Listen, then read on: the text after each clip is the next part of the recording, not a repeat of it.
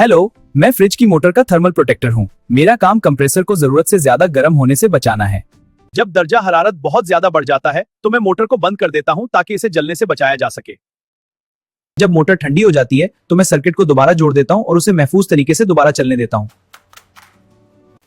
मेरे बगैर कंप्रेसर खराब हो सकता है। क्या आप फ्रिज के इस हिस्से या उसकी तब्दीली के बारे में मजीद मालूमात चाहते हैं?